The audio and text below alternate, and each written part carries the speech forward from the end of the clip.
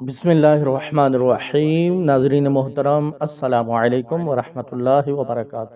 21 رمضان المبارک شہادت مولا کائنات علی المرتضیٰ رضی اللہ تعالی عنہ۔ واقعہ میں آپ سن سکیں گے کہ مولا علی رضی اللہ تعالی عنہ کو کس بدبخت نے شہید کیا اور کیوں کیا۔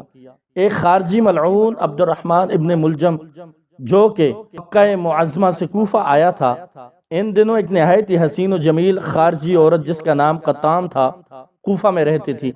جب ابن ملجم کی اس پر نظر پڑی تو اس کا عاشق ہو گیا۔ دوسرے دن ہی اس عورت کو نکاح کا پیغام بھیج دیا۔ اس بدبخت عورت نے نکاح کا پیغام تو بڑی خوشی سے قبول کر لیا، مگر مہر بہت زیادہ طلب کیا، جس میں 3000 اشرفیاں، ایک لونڈی، ایک خدمت کے لیے غلام اور مولا کائنات علی المرتضیٰ رضی اللہ تعالی عنہ کا قتل۔ یعنی جس دن تم علی کو شہید کر دو گے اسی دن تم سے میرا نکاح ہو جائے گا۔ ابن ملجم نے یہ سن کر کہا، جب میں علی کو شہید کر دوں گا تو خود کیسے زندہ رہوں گا اور تیرے ساتھ نکاح کس طرح ہوگا؟ اس پر اس بدبخت عورت نے کہا، اگر تم علی کے بدلے میں قتل ہوگے تو پھر مجھ سے بہتر عورتیں تمہیں اللہ تعالی جنت میں دے گا، اور اگر کسی ہیلہ سے بچ گئے تو پھر مجھ سے نکاح کر لینا۔ چنانچہ اس ازلی بدبخت ابن ملجم نے یہ ساری شرطیں منظور کر لی اور 1000 روپیہ کی تلوار خریدی، پھر اسے زہر آلود کیا اور نماز فجر کے وقت کوفہ کی جامع مسجد میں چھپ کر بیٹھ گیا۔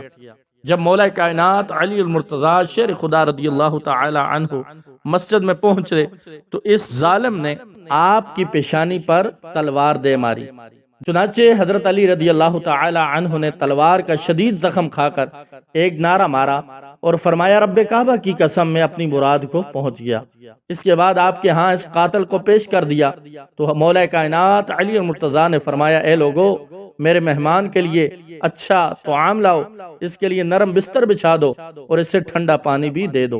حضرت مولا کائنات علی المرتضیٰ رضی اللہ تعالی عنہ کے زخم سے کافی زیادہ خون بہہ جانے کی وجہ سے آپ کا جسم نڈھال ہو گیا اور آپ کو شدت کی پیاس لگی۔ گھر والے آپ کے لیے شربت بنا کر لائے۔ آپ نے فرمایا کہ پہلے میرے قاتل مہمان کو یہ شربت پلاؤ۔ جب ابن ملجم کو وہ شربت دیا گیا تو اس نے کہا کہ اس میں زہر ملایا گیا ہے اور پینے سے انکار کر دیا۔ یہ بات سن کر حضرت مولا کائنات علی المرتضیٰ رضی اللہ تعالی عنہ رو پڑے اور فرمایا، ارے بد نصیب، آج اگر تو میرا یہ شربت پی لیتا، خدا کی قسم قیامت کے دن بھی اس وقت تک حوض کوثر کا جام نہ پیتا جب تک تجھے پہلے نہ پلاتا، مگر میں کیا کروں، میرے ساتھ رہنا تو نے پسند ہی نہیں کیا۔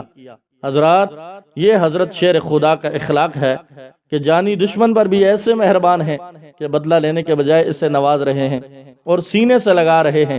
اور بعد ازاں آپ نے اپنے شہزادگان حسنین کریمین کو بلایا اور چند وصیتیں کی اور زخم کی تاب نہ لاتے ہوئے اپنی جان جان آفرین کے سپرد کر دی۔ انا للہ و انا الیہ راجعون، وآخر دعوانا ان الحمد للہ رب العالمین۔